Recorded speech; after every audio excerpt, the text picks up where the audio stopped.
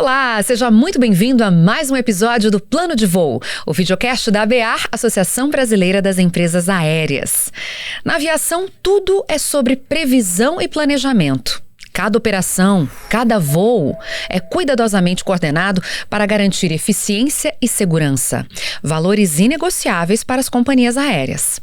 O setor aéreo precisa estar preparado para tudo, desde o aumento de incidentes com passageiros indisciplinados até o manejo de emergências, como um avião que tem um problema e fica parado na pista, impedindo outros pousos e decolagens.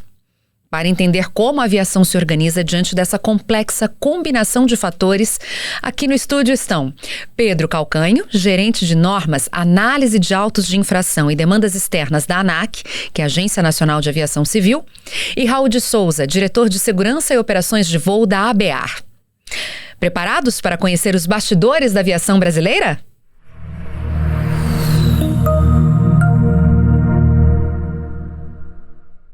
Pedro, obrigada por aceitar nosso convite. Seja muito bem-vindo. Muito obrigado, Milena. Obrigado pelo convite. Bom dia a todo mundo. Bom dia, Milena. Bom dia, Raul.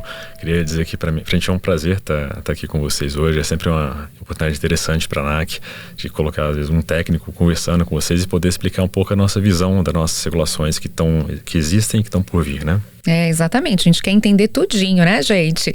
Raul, também seja muito bem-vindo. Obrigada, viu, pela Milena. presença. Muito obrigado pelo convite. É um prazer estar aqui, poder traduzir um pouco do que é a indústria da aviação, né, do que é a operação, acompanhado aqui do Pedro, que é um companheiro de longa data da agência reguladora. É super importante para a gente estar aqui presente. Eu queria começar sabendo a visão de vocês sobre como as companhias aéreas estão posicionadas em relação à eficiência e à segurança operacional diante do resto do mundo. Vou começar com você, Raul. Então, Milena, a gente... Aqui no Brasil, a gente vive um ambiente de classificação de primeiro mundo com relação à operação e segurança. Os padrões operacionais das empresas brasileiras hoje são equiparados aos melhores mercados mundiais. Se for comparar a pontualidade americana com a nossa, a gente está muito próximo do americano, né? Então, a gente fica muito tranquilo com relação a isso. Com relação a essa questão de eficiência, de performance, de pontualidade. Claro, tem sempre pontos a serem melhorados. A gente persegue isso diuturnamente, as empresas aéreas perseguem isso, a gente acompanha isso o tempo todo.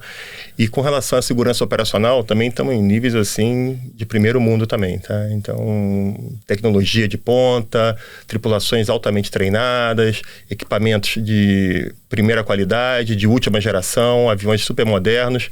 A infraestrutura aeroportuária melhorando cada vez mais, o controle do espaço aéreo indo muito bem também. Então, a gente está bem tranquilo com relação à segurança operacional. Mas a sua visão também, Pedro? Perfeito. Isso eu acho que se reflete até na postura como o Brasil é visto lá fora, né, internacionalmente. Então, o Brasil é um dos 11 países que fazem parte do Grupo 1 da ICAO e, historicamente, é um dos países mais votados para permanecer no Grupo 1 da ICAO, tendo, por vezes, sido eleito o país mais votado internacionalmente no mundo para ser o país do Grupo 1 da ICAO, né? Então, o que seria essa instituição? ICAO é o organismo internacional da ONU que cuida da aviação civil. Então, o organismo da ONU que é responsável por criar padrões internacionais para a aviação civil. Então, enfim, tem mais países do que... quase tantos países quanto a FIFA, digamos, em termos de nações afiliadas. Então, o Brasil é extremamente bem visto internacionalmente e é dos países mais influentes internacionalmente também, dado toda a reputação que a gente vem construindo. E existe um conselho formado por 11 países, é isso? Exato, seria o Grupo 1, mesmo assim. Entendi. O Brasil está nesse grupo já há quanto tempo? Desde a sua criação. Ah, que legal. E o Brasil tem uma relevância muito grande, que é o país que tem uma empresa que fabrica aviões. Ah, sim. Então, verdade, a Embraer. Isso traz uma relevância muito grande para o país, como indústria de aviação. E um aprendizado também prático? Trocam muitas informações, o construtor, o operador, o regulador? Como é que vocês interagem no dia a dia? A nossa interação da indústria com relação ao regulador, que o Pedro está representando aqui, a Agência Nacional de Aviação Civil, que na verdade é o nosso regulador primário, porque as empresas acabam obedecendo várias regulações, né? Tanto, vou dar um exemplo aqui, da Anvisa, que muitas vezes tem uma questão voltada para a segurança sanitária, e a gente tem que obedecer também, a gente segue as normas da Anvisa, mas o primário é a ANAC. E essa relação das empresas com o órgão regulador, eu acho que nunca teve tão profissional e tão perto assim, porque tratando de operação e segurança. A gente tem trabalhado muito, a ANAC faz constrói as normas, consulta muito as empresas, faz o processo formal de consulta pública, a gente contribui muito e discute muito, e para a gente tem sido super importante essa aproximação normativa junto com a ANAC.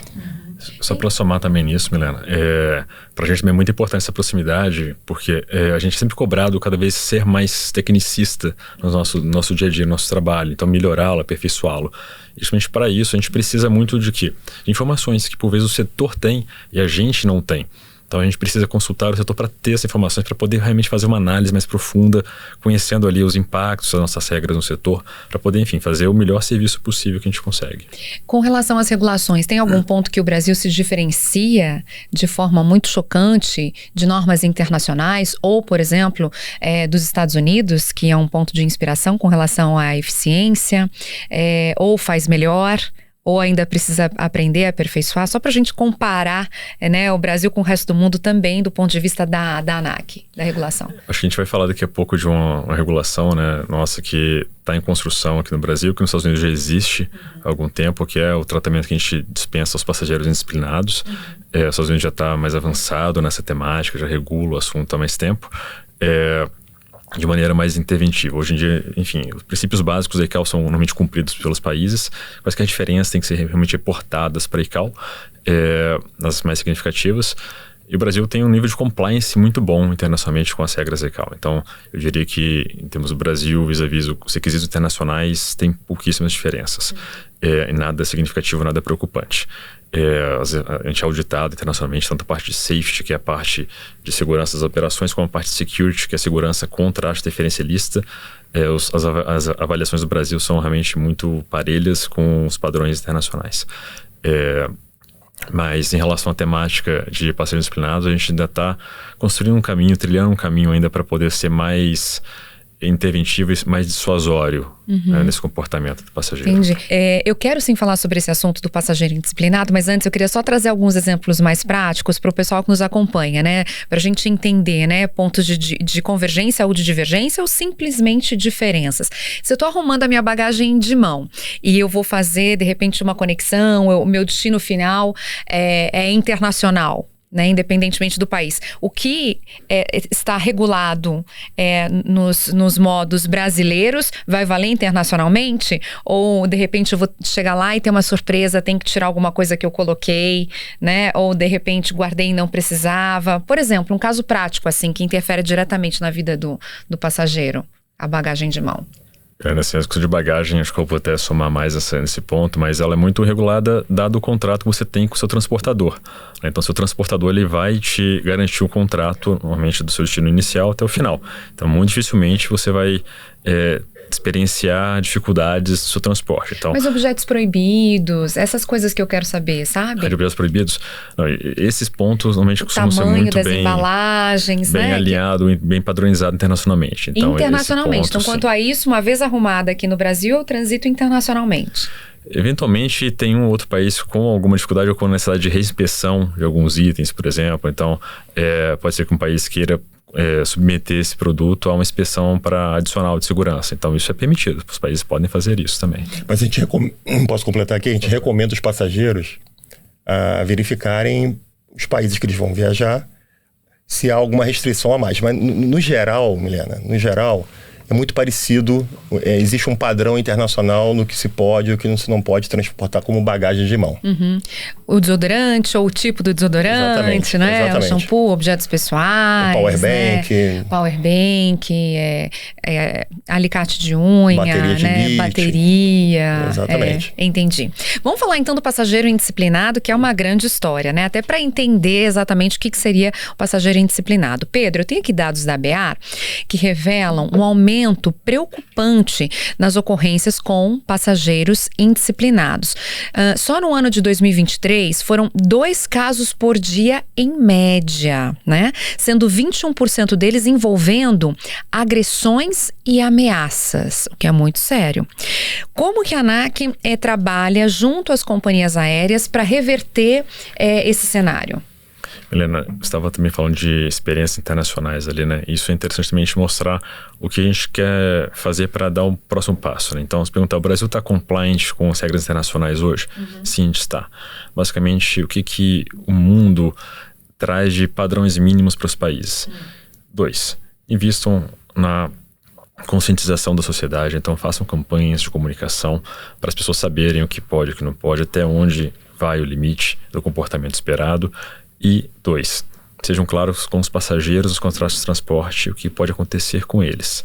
Então, é isso. Isso existe hoje. Então, hoje em dia, as empresas aéreas têm a obrigação de serem claras com o contrato de transporte, explicando para o passageiro, olha, você pode ir até aqui, depois disso, não. Mas esses dados da BA, de que está tendo um crescimento, né, dos passageiros, preocupam a gente também como regulador, preocupam o mundo inteiro. Todos os reguladores, na verdade, que cuidam da segurança da aviação civil, estão preocupados com esse crescimento. Não é um fenômeno só brasileiro, é um fenômeno mundial, que aumentou muito com a pandemia. Raul me corrige aqui, aumentou muito com a pandemia, mas não regrediu aos patamares pré-pandemia. E é super interessante isso, Helena, porque a gente observa em 2020, claro, a malha brasileira caiu em função da pandemia, os números caíram. Mas quando foi voltando, né, os voos foram voltando e esse número de passageiro indisciplinado, né, começou a subir de uma maneira que assustou a indústria, né? A gente tenta entender o que fez gerar esse crescimento.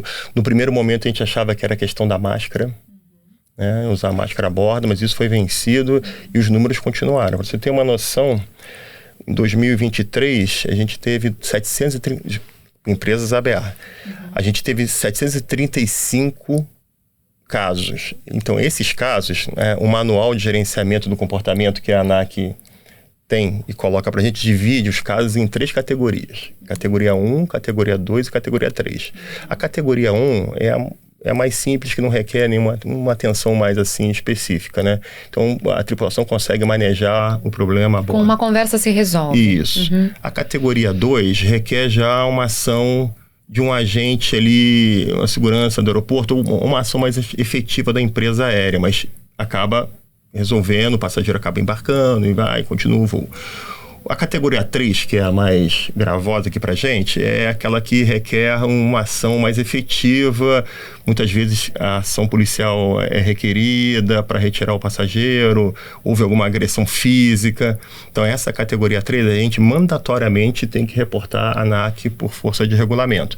Mas as empresas aéreas, elas controlam todas as 3 categorias. Então, como eu tinha dito, em 2023 foram 735 casos. E ontem fui checar o número de 2024, consolidado até outubro, já estamos com 694 casos. Né? Então, muito provavelmente, a gente deve ultrapassar essa marca de 2023. Né? Claro, tem um aumento no número de voos, aquela coisa toda, mas essa tendência permanece ainda, e por isso que é tão importante para as empresas aéreas. A gente tem participado muito com a ANAC, colaborando muito com a ANAC com relação a essa nova, né, não é nem nova, é uma adequação da normativa que já existe com relação ao passageiro indisciplinado. Né? E no meio da situação, do nervosismo, do desconforto, vocês já desenvolveram algum tipo de conversa ou pergunta para tentar identificar o motivo? Né? Deixa eu fazer uma enquete, uma pesquisa. Para tentar entender o que levou aquilo, né? São variados, né? E o Pedro tem razão quando ele fala da comunicação, né? Essa coisa de chegar mais perto do passageiro, informar para ele o comportamento esperado. Porque a gente está num ambiente, pensa, Helena, a gente está num ambiente confinado. Sim. Que é uma aeronave. Mesmo quando está em solo, né? Mesmo quando está em solo. O que a gente espera é que o passageiro se comporte igual a maioria que está a bordo, né? Todos têm o mesmo direito, todos pagaram por aquele serviço. Então, é super importante que isso seja transmitido para o passageiro. Claro, é super importante a gente democratizar, é o que a gente mais quer, o transporte aéreo no Brasil. O Brasil é um país continental. Sim. Não, sem aviação vai ficar tudo mais difícil no Brasil, mas a gente espera um pouco que o passageiro também tenha um comportamento que seja o mínimo esperado ali, adequado para estar dentro de uma aeronave, né? Então, isso é muito importante. A gente não quer que o nosso tripulante seja agredido fisicamente.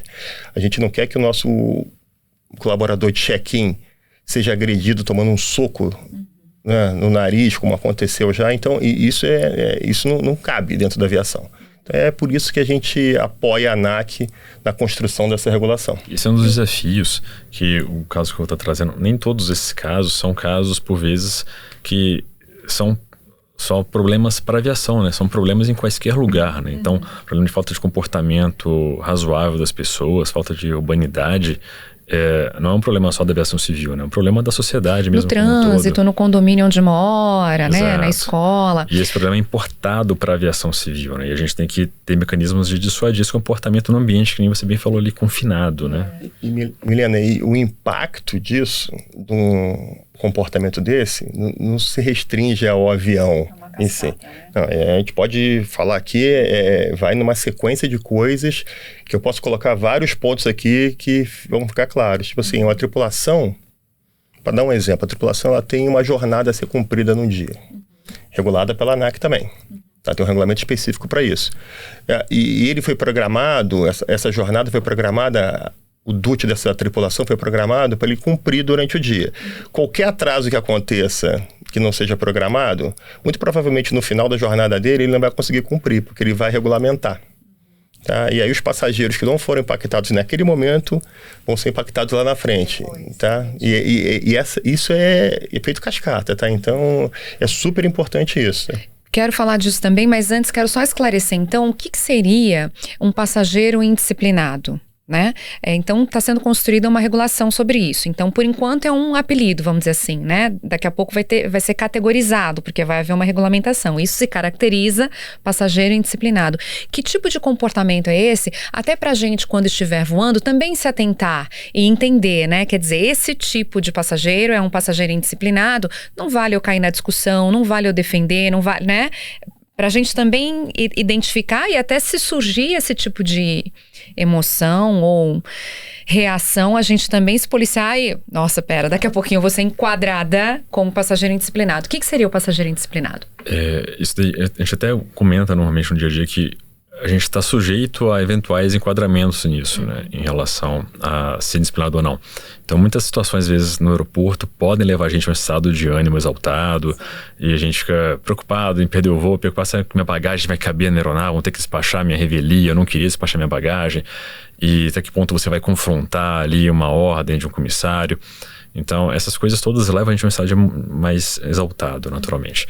Mas isso não é o passageiro disciplinado. O passageiro disciplinado é aquele que desobedece, por vezes, uma ordem legítima na tripulação, uma ordem que quer preservar a segurança das operações ali, alguém que, enfim, tem várias situações que podem configurar, né, a indisciplina a bordo. Então, uma agressão, ameaçar alguém que, enfim, os casos mais gravosos, os casos que a gente está chamando a regra de gravíssimos para poder enquadrar na lei, mesmo a terminologia da lei, seriam casos que colocam a segurança do voo em risco. Então, alguém que tenta adentrar a cabine de comando, expõe a aeronave a risco por meio de fumar a bordo, tentando mascarar ali o sensor de fumaça na aeronave. Tem várias situações que são atentatórias com a segurança de toda a coletividade. Então, esses casos, sim, são realmente gravíssimos. A gente tem que combater com todos os nossos poderes mesmo. Mas existem outras situações também, mais que o Raul disse, tem gradações de comportamentos disciplinados, né? Enfim, desobedecer uma ordem do comissário para você poder... baixar a travessa ali de refeições. Pode parecer bobagem, mas é um procedimento de segurança. Guardar a mesinha que eles falam, né? Guardem suas mesinhas, um procedimento de segurança, e a negativa disso pode acabar considerando. Volta a poltrona 90 graus, né? Exato. Isso tem a ver com uma possível aterrissagem de emergência, né? Com certeza, com certeza. E Milena, só completando o que o Pedro está falando, a gente acompanhou muito de perto a medida provisória do voo livre, que ela alterou o Código Brasileiro de Aeronáutica e deu poderes à ANAC para implementar a regulação, a normativa sobre isso. A ANAC, o Pedro aqui não me deixa mentir que está encabeçando isso lá, ela discutiu bastante com a indústria, colocou em consulta pública, né, para todo mundo, a sociedade inteira poder contribuir. A gente fez contribuições com a ANAC, fizemos várias reuniões e contribuições. Pedro pode falar mais um pouquinho. E a indústria entende o seguinte, não só o passageiro a bordo, o que está embarcado, ele pode ter um comportamento que não seja o desejado para a segurança, mas também que vai estar prestes a ingressar na aeronave. né? O passageiro que está muito exaltado, que agride um colaborador de uma empresa aérea no balcão de check-in ou antes no portão de ingressar na aeronave, muito exaltado, e comete essa agressão, a gente entende que ele passa a ser um risco também ao ingressar na aeronave. A bordo. Se acontecer alguma coisa, exatamente, né, vai ter uma reação que não se pode prever. A gente não consegue... Se ele está com um comportamento muito exacerbado antes de entrar na aeronave, momentos antes de entrar na aeronave, a gente fica muito preocupado com esse comportamento. Imagina se é justamente o assento dele que não funciona a mídia, né? O entretenimento de bordo, então, né? É uma coisa que chama a nossa atenção, né, para a operação. Nós estamos muito atentos com relação a isso. Inclusive, contribuímos também para a ANAC com relação a esse ponto, que é um ponto que chama a atenção da gente, né? Então, esse é um aspecto que eu acho que a gente tem que considerar, né? Mas a normativa da ANAC está aí para ser lançada. A gente contribuiu bastante. Quando vai ficar pronta, então, essa regulação do passageiro indisciplinado? Essa regulação ela já está saindo do forno agora. A gente está já nas últimas etapas do processo normativo ali, em discussões com a AGU junto à ANAC, para deixar ela bem robusta juridicamente, para a gente não ter problema depois dessa regra ser mantida em todas as instâncias. E por quê? Por que todo esse cuidado, né? Porque essa é uma regra que ela visa fazer. Não é nem só trazer mais segurança. Ela vai trazer um tipo específico de segurança que é muito importante e que até no último podcast com o Guaranias aqui se falou muito, que é o quê? É segurança jurídica. Segurança jurídica para quem? Para as empresas que estão lá na ponta, no dia a dia, lidando com esses passageiros. Segurança jurídica para o tripulante. Se esse tripulante não se sentir em condição, tiver receio de ser responsabilizado por ver se ele for instado a conter um passageiro indisciplinado, ele não vai fazer. Então, o que a gente puder trazer de segurança para essa relação, tanto para a empresa aérea poder agir, para o tripulante poder agir, quanto melhor. Aí sim a gente entende que a segurança vai estar sendo preservada. Então, mais só do que uma regra de segurança simples, a segurança jurídica vai colaborar para a segurança da aviação civil, nesse caso. Então, é uma regra que a gente tem todo esse cuidado. Então, a gente está só na fase final para já poder disponibilizá-la para a sociedade como um todo. A aplicação dela não vai ser da noite para o dia, vai exigir realmente que as empresas aéreas adaptem seus contratos para serem ainda mais claros para os consumidores. Mas, que a gente começou, o Robin sacou, a gente começou várias vezes, acho que esse foi o processo com mais etapas de consulta setorial que a gente teve na agência. A gente teve mais de 30 interações. Sobre Tem isso? mais de 2 anos que a gente está conversando com o setor. Mais de 2 anos.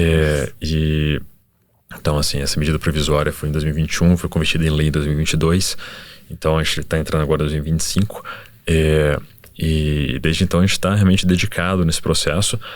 E ele vai exigir realmente uma adaptação dos contratos com os passageiros ali, mas nesse processo, né, de construção da norma, acho que as empresas também perceberam que tem muita coisa que elas já conseguem fazer ao longo do tempo e mudar seu comportamento também para gerar os incentivos corretos, né? Então a gente, como regulador, a gente acredita muito que as pessoas respondem a incentivos. Se você cria os incentivos corretos, ela vai responder esses incentivos. E o Pedro tocou num assunto super importante, Milena, porque existe uma preocupação nossa com relação à normativa, claro, Pedro, já compartilhamos isso com a ANAC, formalmente, inclusive, com relação ao passageiro. O passageiro tem um comportamento que não é o esperado a bordo. E aí, a normativa estando pronta, tudo funcionando e tal, ele é enquadrado lá como gravíssimo, né? Ele é tirado do avião, ele precisa embarcar, ele vai lá no balcão, compra outra passagem de outra empresa aérea. Porque o sistema ainda não se conversa nesse nível.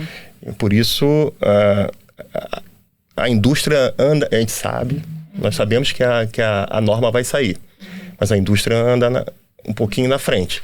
E já estamos conversando, as empresas, né? Claro, tudo dentro da norma, da normativa que vai ser estabelecido para o compartilhamento de informações importantes desse tipo do gravíssimo, porque isso é super importante, porque a gente está falando de segurança. Sim. Tá? Porque ele pode ter um comportamento indesejado na empresa, ele não vai viajar naquela empresa naquele momento, mas ele vai lá, ele tem um poder aquisitivo alto, ele compra outra e pode acontecer o mesmo problema em outra empresa. No paralelo, o setor bancário já faz muito isso, né? Compartilha informações de bons e maus pagadores. Mas tudo dentro da lei, da norma, exatamente, claro. Justamente para manter o ambiente saudável. Senão realmente acontecem muitas especulações e sai do equilíbrio, né? No começo você fez uma pergunta de será que tem normas brasileiras que estão mais avançadas que nos Estados Unidos, por exemplo? Esse é um caso onde os Estados Unidos ele não está num patamar ainda, digamos, tão avançado de compartilhamento das informações de no-fly list. A no-fly list nos Estados Unidos, ela é individual por empresa. Então, você voa numa Delta, você pode estar sujeito a cair na no-fly list da Delta. A não ser que sua conduta seja tão danosa, e aí sim você pode acabar sendo incluído numa lista de terroristas lá, gerenciada pelo... Que vai além das companhias aéreas, uma coisa de segurança. Exato. Mesmo, de polícia, um caso aí de polícia. Aí sim você está proibido de voar no transporte aéreo.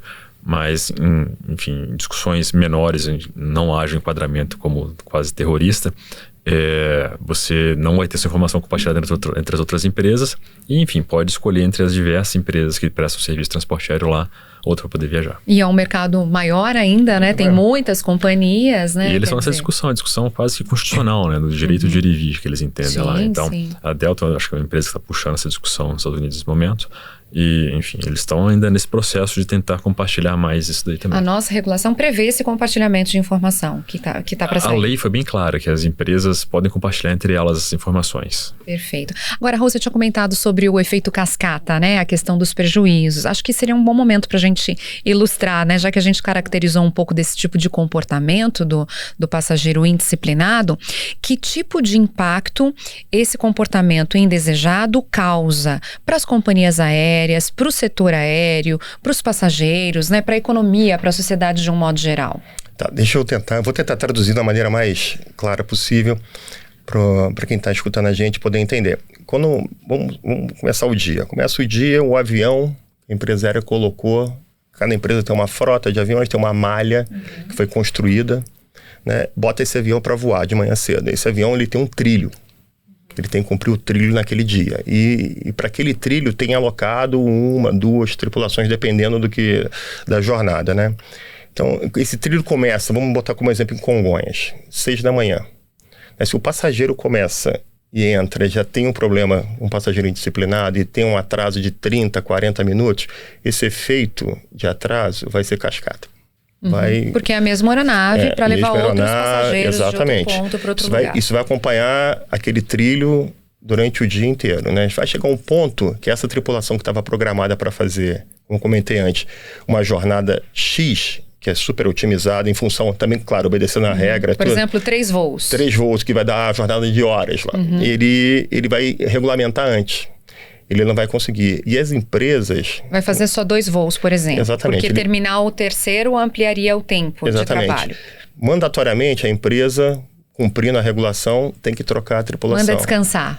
Tem que trocar a tripulação. Vou colocar uma tripulação no hotel, tem que vir outra tripulação. E às vezes, dependendo da base que está sendo operada, não tem uma tripulação de reserva no momento. Aí a gente espera chegar. Já vi isso pode acontecer no aeroporto. Pode acontecer isso. Estamos aguardando a tripulação chegar, porque houve uma troca. Isso pode acontecer por questão meteorológica, que a gente não consegue prever, mas essa questão do passageiro indisciplinado, acho que a gente consegue trabalhar isso numa maneira de comunicação, uma regulação entrando, o usuário se conscientizando, acho que a gente consegue trabalhar isso. Outro ponto, vou dar um exemplo para vocês, o tal do curfew. O que é o curfew? Congonhas e Santos Dumont tem um horário para abrir e um horário para fechar. São áreas urbanas, povoadas. Isso aí não é uma característica nossa. Outros aeroportos do mundo também possuem isso. San Diego, nos Estados Unidos. Tem a ver com a lei do silêncio, tem a ver com Washington, segurança. O Ronald Reagan, tem Lisboa, Frankfurt, Zurique, tem, cada um dentro da sua característica, tem uns horários. E a gente tem, isso está amarrado. Tem que começar às 6 e parar às 23 horas. Então, muitas vezes esse problema vai acontecer na hora de voltar esse avião para Congonhas, para ele pousar às 10h30, que esse avião ia entrar em manutenção, uma manutenção simples, regular. Ele não consegue pousar, ele é obrigado a pousar na alternativa, em Guarulhos, no Galeão. Ele vai impactar aquele passageiro, ele vai impactar a empresa aérea, ele pode impactar a malha do dia seguinte. Mudar o destino já aconteceu, do comandante avisar em voo que eu peguei, talvez a gente não chegue em tempo de pousar. Exatamente. Então, estamos pedindo autorização para acelerar mais, né? Reservando slots. E esse fato também, essas interrupções ou alterações com meteorologia. Só que a meteorologia a gente não tem um controle sobre isso, na natureza. Pode acontecer, mas esse fato em si a gente pode controlar, a gente pode ajustar, é um bem para todo mundo. E, Milena, ainda tem um outro fato que é a aplicação da resolução 400. porque é a resolução da ANAC que estabelece deveres para as empresas aéreas e direitos aos passageiros. E aí acontece um imprevisto desse, a empresa aérea tem que ir lá consultar a resolução 400 e aplicar ela. Isso tem custo. Então, tem custo. Não tem almoço grátis, tem custo. Entendeu? Para todo mundo. Para todo mundo. E por falar em custo, imagina só o custo. A gente pegou caso aqui até tranquilo de custos, né? Imagina em caso onde a aeronave tem que voltar e pousar no aeroporto, dependendo da situação que acontece, vai decolar no voo internacional e teve um ato de disciplina a bordo e precisa realmente fazer um retorno à base. Não consegue pousar carregado de combustível, tem que alijar o combustível. Para cair no peso de pouso, para ele poder pousar com segurança no limite estrutural da aeronave. Do aeroporto, né? Não, da aeronave. Da aeronave. Então tem que jogar fora combustível, fora o problema ambiental que isso gera, são toneladas de combustível. Ou simplesmente ficar rodando, né? A gente vê eles rodando também, fica 20, 30 minutos rodando para gastar combustível. Isso é um gasto que quem paga, não é, enfim... Tem dono. Quem paga são os consumidores que estão comprando aquelas passagens depois. Com certeza. Partindo desse comportamento do passageiro indisciplinado que gera toda essa cascata, né? Como é que a empresa aérea então se prepara? De repente, tem uma tripulação reserva sempre em algum aeroporto, será? Não. Não. Não é bem assim. Vocês se preparam? Não, existe tripulantes de reserva sobre aviso que são escalados, né, que estão à disposição ali em aeroportos chaves ali para as empresas, tá? Mas dependendo de uma base muito...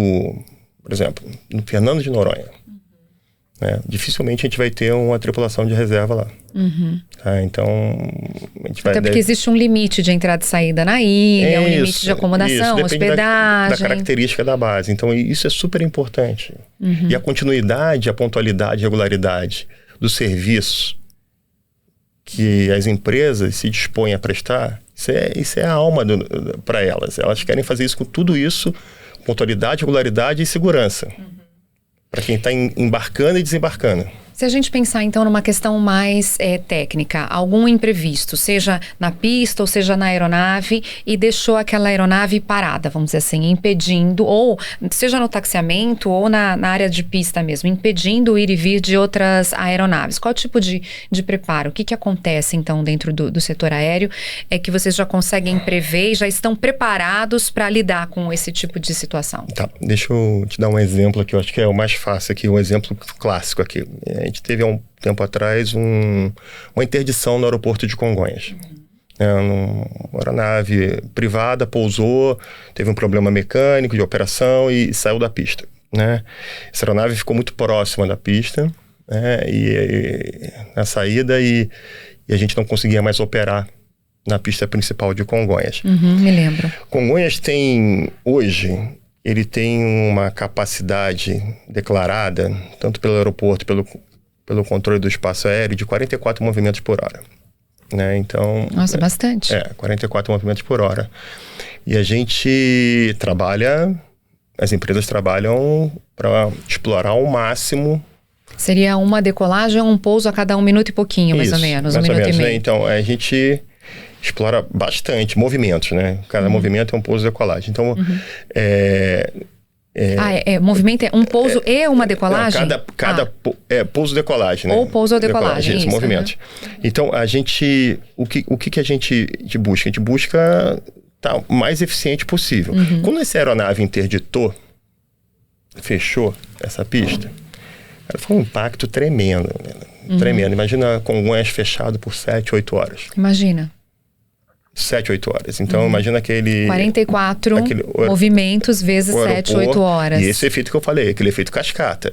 Quem vinha para conectar não podia vir mais, quem estava não conseguia sair, os aviões que estavam envolvidos... 400 voos impactados, pelo menos. Uma semana para recuperar, né? Então, aqueles aviões todos que estavam envolvidos naquela condição, que estavam presos em Congonhas, que não conseguiam sair, não conseguiam cumprir os outros trilhos. Pessoas chegando para embarcar desinformadas, porque não sabiam que estava acontecendo, aeroporto pequeno. É tudo muito dinâmico. Para caber todo mundo. E as empresas têm suas equipes para acomodar os passageiros, né? E começou uma questão de hotel. E não tem uma previsão também, né? Porque quando acontece isso, porque se desse para dar uma previsão, vocês avisariam, né? Próximos voos cancelados, de tal hora em diante. Exatamente, porque não estava na alçada da empresa aérea remover aquela aeronave, claro. Empresa aérea, as empresas, ela tem toda uma estrutura de mecânica, de engenharia, para se mobilizar muito rápido para remover uma aeronave dela da pista, porque tem todo o interesse da indústria em remover. Mas alguns operadores privados, né, que a gente conversou bastante com o Pedro, ele não tem essa toda a estrutura, né? E está operando num ativo que é público, está concessionado, mas é um ativo público. Sim, verdade. Tá? Então, essa é uma preocupação das empresas aéreas, inclusive a gente tem discutido também, é outra norma que a gente tem discutido com a ANAC, né, de a gente começar a estruturar um plano, né, ou uma normativa definindo responsabilidades com relação à movimentação das aeronaves. Porque vocês grandes e comerciais já estão reunidas, né? A ABEAR é um exemplo dessa união, Exatamente. desse fortalecimento dos interesses e dos objetivos. Interesses de negócio, também contemplando os consumidores, mas de objetivo também, de sustentabilidade do setor. Exatamente. Né? Existe uma organização para as pequenas, para os individuais, para os privados? Porque... Deixa eu te explicar, Milena. Então é o seguinte, ó. É necessário ter investimento para ter um material que você consiga remover uma aeronave dessa. A gente chama de recovery kit. É um kit de recuperação. Hoje a gente tem bem estruturado, a Latam também muito estruturado, a Azul também tem estruturado. Existe uma associação mundial, né, que tem esses recovery kits espalhados estrategicamente nos continentes, na IATP. E o nosso aqui, no continente sul-americano, que está em Guarulhos, né, quem gerencia isso é a Latam. Tá? As empresas participam desse consórcio e se mobiliza super rápido para retirada de uma aeronave. Super rápido, eu digo, não é instantâneo, mas tem toda uma programação, porque cada aeronave tem um manual de recuperação, que não é fácil. Como carro, né? Prende o gancho aqui, exatamente, né? Levanta desse jeito ou levanta de outro jeito, tem uns né? pontos Amarra duros, o guincho por aqui ou ali. Diferente lá no caso, vai quebrar alguma coisa. Exatamente. Nossa, muito complexo. E um avião desse, a maioria dos aviões nossos são lisados, né? Tem leasing, mas um valor de um avião desse doméstico que voa com um Airbus, um Boeing, um Embraer, a gente está falando na casa de $100 milhões para cima. Em um avião wide body, o maior, a gente está falando de mais de $300 milhões. Uau. Então, existe toda essa questão de seguro envolvido. Então, a gente, acompanhando o que a ANAC propôs, a gente está junto com a ANAC conversando nisso para criar uma normativa que defina a responsabilidade, que é super interessante para a gente. Sim. Porque aí, independentemente do porte, as empresas vão se organizar para ter essa estrutura disponível. As empresas já têm, já estrutura, mas a indústria como um todo. A indústria como um todo. Tá, aviação privada, executiva, nós já temos isso, todo mundo está meio que mobilizado para não acontecer uma interdição. Até porque, Milano, tem uma característica muito importante para colocar aqui para quem está escutando. Como infraestrutura aqui no Brasil, a gente tem poucos aeroportos com mais de uma pista. Sim. Tem o aeroporto do Galeão, tem o aeroporto de Guarulhos e o aeroporto de Brasília. No restante a gente tem uma pista. E Belém também, são 2 pistas. E no restante a gente tem uma pista. Uma interdição numa pista igual Congonhas é o caos no país. Por isso que a gente quer evitar, e a gente está trabalhando duro, ajudando a ANAC na normativa, colaborando para poder construir um caminho que seja o melhor possível para as ações serem rápidas e efetivas, evitando impacto para todos os consumidores. A preocupação com a prontidão operacional é muito grande. Então, tanto por força regulamentar quanto por própria intenção mesmo das empresas aéreas, aeroportos, eles são obrigados e eles buscam treinar, manter suas equipes qualificadas e fazer exercícios simulados também. Então, tem exercícios simulados de emergência no aeroporto. Em todos os aeroportos? Os aeroportos grandes são obrigados a fazer, sim, anualmente exercícios simulados. E não vai ser diferente para isso também, para casos de remoção de aeronave. Então, agora uma coisa que a gente está também trazendo, a gente identificou realmente que existia um gap de treinamento no setor. A gente quer resolver um pouco esse gap de treinamento. A gente entende que pode ter um avanço ainda em relação ao treinamento que as pessoas que trabalham, que são responsáveis para as situações, devam ter.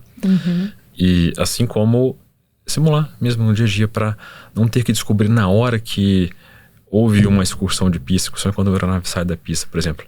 Nossa, e agora, nesse caso, o que a gente vai fazer? Não, já tem que estar treinado, já tem que estar no dia a dia. Então você treina, se prepara para, quando isso acontecer, a resposta ser rápida e, enfim, o prejuízo social ser menor. Enfim, vidas são salvas, assim, enfim. Sim. A gente tem nos aeroportos grandes lá, carros contra incêndio. esse pessoal treina também o tempo todo para quê? Para quando uma aeronave tiver um problema lá e pousar pegando fogo, ele não pode pensar, deixa eu correr ali. Onde está a chave, né? Quem guardou pela última vez? Deixa eu pegar a mangueira. Isso não é rotina nossa, não é rotineiro, mas temos que estar pronto. Tem um treinamento, de tempos em tempos tem um treinamento. A gente tem que estar pronto, né? Até os próprios equipamentos de segurança da pista, né, lubrificados, né, acionados, funcionando, né? Tem que testar para ter Milena, movimento. E eu acho que é super importante a normativa que está sendo construída até para dar uma nivelada de conhecimento para todos, né? Porque a gente nunca vai ter um cenário que é muito parecido. Pode acontecer no avião parar na pista, pode ser de um avião sair na taxiway e não conseguir mais se mover, a pista só tem uma saída, uma taxiway de saída para a operação no aeroporto, ou não para a operação no aeroporto, aquela pista vai ficar com a capacidade menor. Então a gente quer mitigar esse tipo de problema. Só que tem que ter, a indústria tem que ter a consideração e a consciência que não é mexer no avião de uma hora para outra. A gente não pode chegar lá e meter a mão num avião desse, que a gente pode prejudicar mais ainda a situação.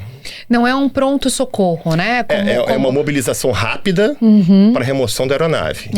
Mas não pode ser imediatista ao ponto de destruir, né, de prejudicar mais ainda a situação. Para as empresas aéreas, eles têm todo o interesse, a gente tem todo o interesse de remover logo a aeronave e deixar a operação voltar à normalidade, porque a gente sabe que é o efeito cascata, né? Pode acontecer isso, e todo mundo está sujeito a isso, tanto as empresas aéreas, um operador privado, todo mundo está sujeito a isso, faz parte da aviação. Quase não acontece, mas quando acontecer, temos que estar preparado e todo mundo nivelado. Entendi. Mas se isso quase não acontece, é aquele famoso raro, mas acontece muito, né? Ano passado, no mundo, segundo os dados internacionais, lá foram 158 casos de avião parado na pista? De necessidade de remoção de aeronaves no mundo, não no Brasil. Um a cada 3 dias, Exato. mais ou menos. Mas pode ser motivos diversos. Uma falha hidráulica que impede o avião de se movimentar. Isso é o que eu falei. De repente um buraquinho na pista, né? O asfalto que, enfim... Pode ser... Não que seja um incidente grave ou um acidente, pode ser motivo diverso. O vento, a gente vê também, né? O vento muda às vezes na hora da... Um pouso desestabilizado, né? A gente vê. A aeronave acaba saindo da pista. E aqui no Brasil, a gente quer evitar a situação que eu descrevi de 2022, com todas as nossas forças, que foi, enfim, um caso, acho que foi a marca mesmo, assim, em termos de o que não pode acontecer, né? Deixar um aviãozinho parado e o operador daquele avião sem o incentivo correto a ser diligente, porque a preocupação dele ali era patrimonial. Eu não quero que ninguém mexa na minha aeronave e não importa que está dando um caos aéreo por causa da minha aeronave. Ele não tinha essa preocupação e não é dele essa preocupação. Mas o setor não pode ficar sujeito a isso. Então, esse é o caso que a gente quer evitar que aconteça novamente. E está sendo trabalhado para isso também. Vocês estão construindo para desestimular ao máximo uma situação dessa. E enquanto a gente estava estudando, colaborando com a indústria no manual em conjunto com a indústria, para compartilhar experiências, em agosto desse ano, no mesmo dia, tivemos 2 casos esse ano. Então talvez você não tenha ficado sabendo, mas aconteceram 2 casos esse ano, um em Florianópolis e um em Viracopos, no mesmo dia também, que precisaram ter remoções de aeronaves no exato mesmo dia. O de Viracopos foi atendido pelo kit de Guarulhos, provavelmente. No Viracopos tem. Viracopos tem, entendi. E Florianópolis tinha? O de Viracopos estava indo para atender Florianópolis. Olha, e aí precisou ser usado lá. Então, assim, o caso de Florianópolis demoraram várias horas para conseguir remover a aeronave. E estava indo como de Viracopos para Florianópolis? Tô só curiosa aqui. De avião. Mas aí se a pista está interditada, tem que parar pertinho em algum lugar. É por isso que eu te falei, Milena, não é uma coisa... Gente, não é uma muito coisa... complexo. Não é uma coisa... Cada caso é um caso e não é uma coisa assim... Tem que ser pensado. Até para operar numa pista, uma aeronave no final da pista, tem a questão do seguro, a gente consegue pousar com um avião cargueiro, ou às vezes a gente aciona a própria Força Aérea para dar apoio para a gente, né? Então tem um monte de coisa acontecendo. Não é assim um plano que bota para executar. Tudo isso bem complexo e assim, com incidentes previsíveis, né? Que é o que a gente está falando. Pode acontecer, a gente sabe que pode parar por isso, etc, etc. E com aquilo que a gente não consegue prever, né? Como é que vocês se preparam para aquilo que não dá para prever? Eventos adversos, assim, que não estão no radar no dia a dia. Vocês se lembram de algum caso assim? Alguma coisa para a gente ilustrar? Ultimamente, eu acho que tá tudo muito previsível, né? Tá tudo muito previsível. Tem a questão meteorológica, né, menina? A questão meteorológica é uma coisa que a gente tem previsibilidade, né? A gente consegue... A previsibilidade é muito boa, inclusive, hoje em dia, mas é uma coisa que a gente não tem muita... está sujeito às intempéries do tempo. Acha que é uma chuvinha e vem um chuvão. Que é um chuvão e... Fecha, e por uma questão de segurança, voltando para Congonhas aqui, por uma questão de segurança, muitas vezes a gente não consegue operar porque os mínimos estabelecidos nas cartas de aproximação estão abaixo do requerido. E a gente tem que alternar. E a empresa aérea, ela não tem muita gerência na meteorologia, na natureza, mas a gente é obrigado a levar esse avião por segurança para outro lugar.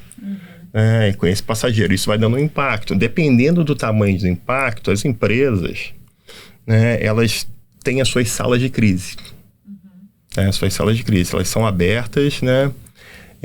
Dependendo da contingência, a julgar por cada administração, elas abrem essa sala de crise e começam dessa sala de crise a acionar os meios e as pessoas para mitigar o máximo possível os impactos para os passageiros. Tá? Então, isso funciona. Ficam ali, entre aspas, desenhando cenários possíveis para tentar encontrar um caminho mais suave. E o acionamento dessas salas de crise das empresas aéreas conforme o Pedro falou, há vários treinamentos. Eles treinam situações de crise extremas para acionar o plano de emergência de cada empresa aérea.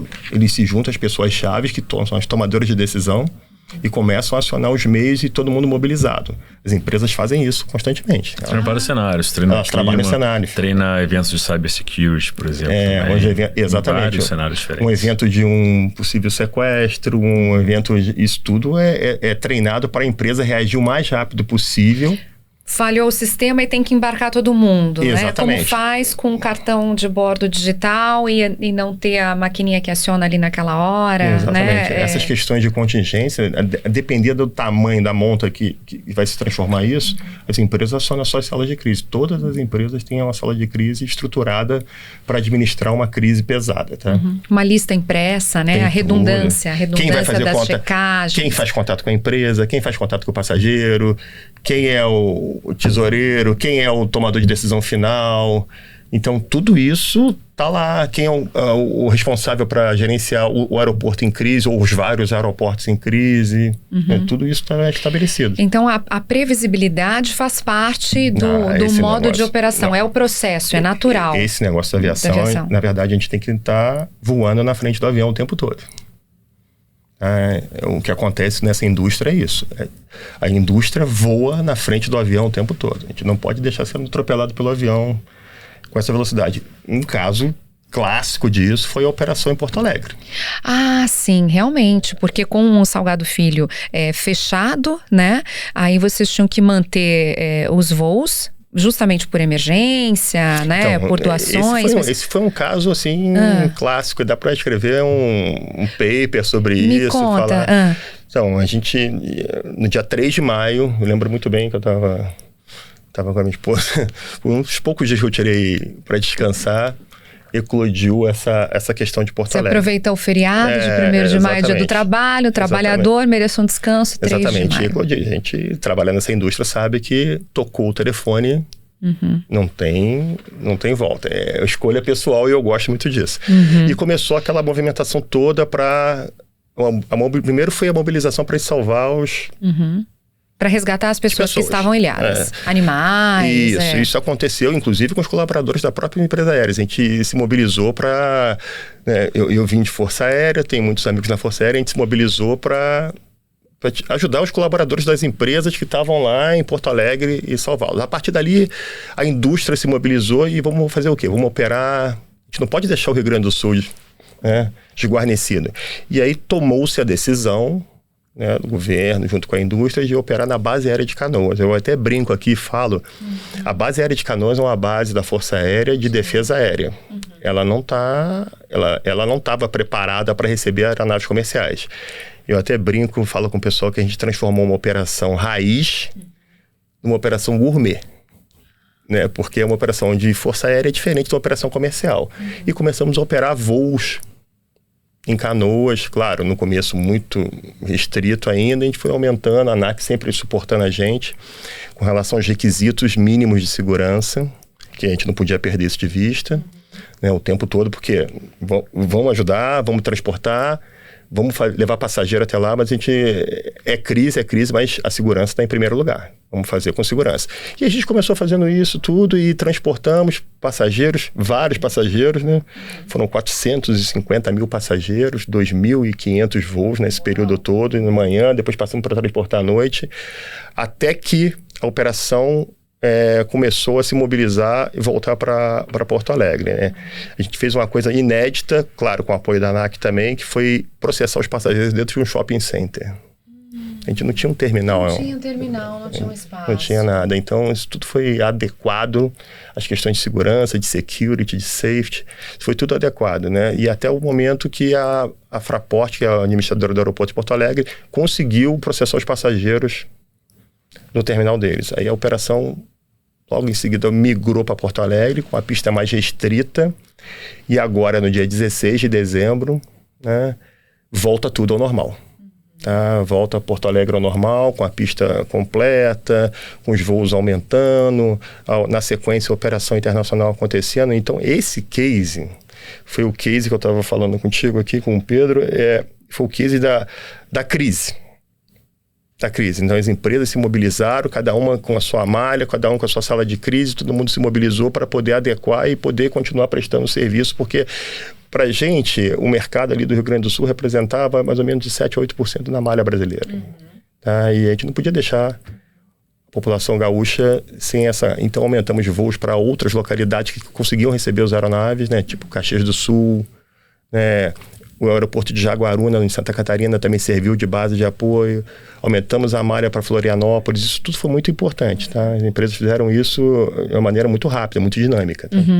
Eu quero voltar, Pedro, a falar, então, já que a gente fez bonito para o mundo, né? De novo, comparar um pouco o Brasil com o resto do mundo, falando sobre a segurança nos aeroportos, né? Aí o Raul contou para nós a respeito desse preparo, como foi tornar uma base aérea um aeroporto comercial. O que vocês têm debatido a respeito de modernização dos procedimentos, né? Desde inspeção de bagagens até scanners corporais, né? Quais são os exemplos internacionais que a gente deveria mirar para o Brasil?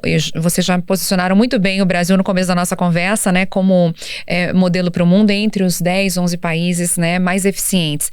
Mas falando especificamente sobre segurança e tomando tudo isso de exemplo que a gente trouxe até aqui, qual é o caminho, né? Qual a direção? Para onde a gente deve mirar? Tem algum país que faz super bem essa questão de segurança? Você mesmo estava comentando, né, da experiência agradável que é voar em alguns aeroportos internacionais, onde já tem reconhecimento assim, no nosso bastidor, né? Como exato, é fácil, exato. Né? E quanto isso ainda não é uma realidade no cotidiano aqui do Brasil, né? Mas a gente realmente quer que isso venha. Os órgãos envolvidos nessa discussão também, todos eles entendem que isso é o futuro. Mas mais só do que ser um luxo, isso é a necessidade, na verdade, né? Então, cada vez mais a gente tem aeroportos limitados no seu espaço, mais passageiros sendo processados. Ganhar eficiência é uma necessidade. Então, todos os aeroportos sabem o tanto que são espremidos ali no dia a dia. As empresárias que operam neles também sabem o tanto que estão espremidos ali. Como que se processa mais gente no mesmo espaço. Então, você tem que ganhar cada vez mais eficiência. Essa busca de eficiência é intrínseca do setor aéreo.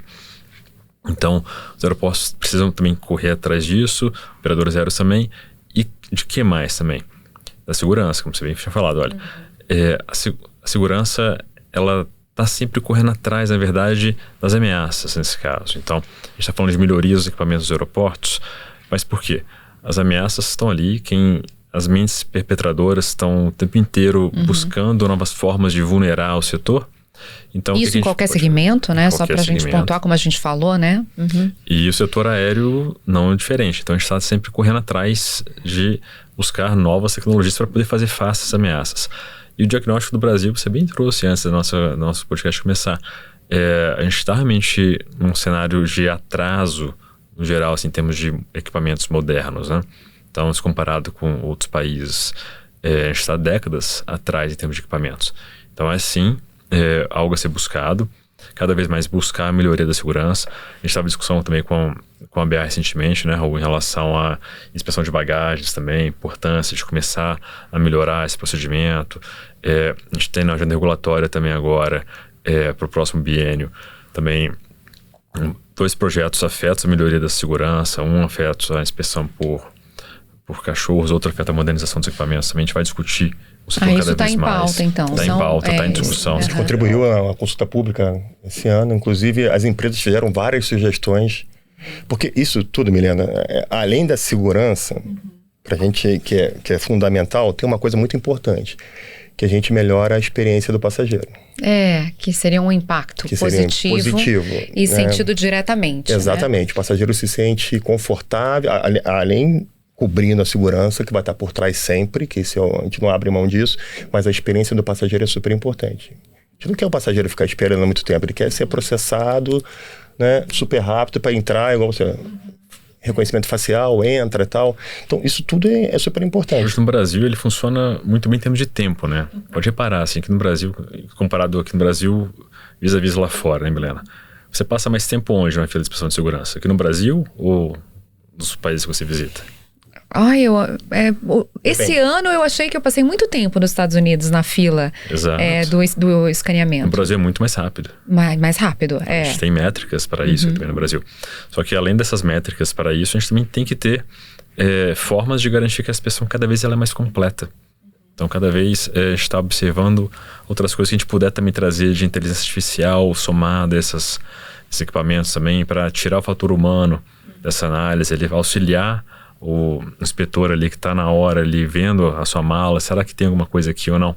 O que a gente puder trazer auxílio para ele, quanto melhor, mais seguro fica. Isso é invisível para o passageiro. O passageiro quer saber de ser processado rapidamente, mas isso é importante que seja feito, né? Então, mesmo que invisível, é importante. Então, é isso que eu falei, né? É a percepção do passageiro, é a qualidade do serviço prestado, é a qualidade do serviço, o que ele está percebendo, mas por trás tem que estar todo o arcabouço de segurança muito bem estruturado e tranquilo. Sim. A gente tem que estar tranquilo com relação a isso, tá? Sim.